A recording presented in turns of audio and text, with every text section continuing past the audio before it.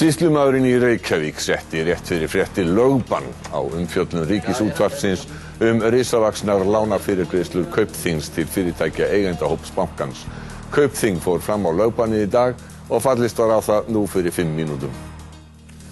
Gott kvöld, nú hefjast fréttir laugardaginn 1. ágúst. Samt ekki allar þær fréttir sem ætlum að segja ykkur. Því að í kvöld ætlum við að greina frekar frá risavöxnum lánafyrirgreiðslum Kaupþings til fyrirtækja eigendahópi bankans. Við getum það því miður ekki. Sýslumaðurinn í Reykjavík samþykkti nú rétt fyrir fréttir beiðni Kaupþings lögbann við birtingu og umfjöllun trúnaðargögn frá stjórnarfundi bankans í september í fyrra. Þar var fjallað lánveitingar til stærstu viðskiptavina bankans. Bæði gamla og nýja Kaupþing vildu stöðva birtingu gagna af fundi lánanefndar í september. Þar var fjallað lánastöðu einstakra viðskiptavina og áhættu þeim tengda. Lögmenn Kaupþings vísa í lög bankaleynd. Þar kveður ekki aðeins á þagnarskyldu allra sem vinna í bönkum og fjármálastofnunum, heldur tekur þagnarskyldan og bann við birtingu einnig til þeirra sem komast yfir slíkar upplýsingar. Ríkisútvarpið hefur barist gegn lögbanninu á þeim grundvelli að þessi málsgrein sé of víð og þurfi því að túlka í samhengi við aðstæður hverju sinni. Í þessu tilfelli vegi almannahagsmunir þyngra en bankaleyndin.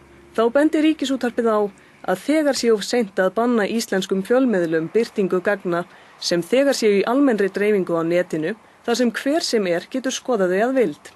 Upplýsingunum var lekið á netið á síðuna Wikileaks sem sérhæfir sig í að hýsa trúnaðargögn sem einhver vill leka. Fréttastofan hefur vitnað til gagnanna í fréttum undanfarið og fleiri fjölmiðlar hafa fylgt í kjölfarið.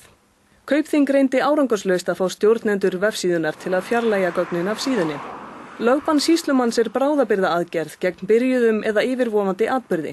Slíkt bann dugir í viku. Eftir það þarf dómsúrskurð fyrir áframhaldandi banni við birtingu gagnanna.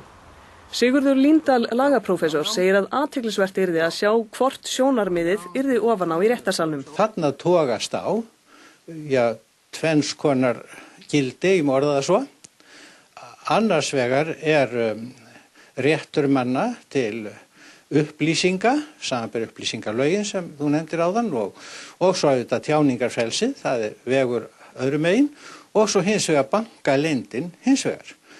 Og það á þessu sem dómurinn verður að taka þegar staðfestingamálið tekið fyrir.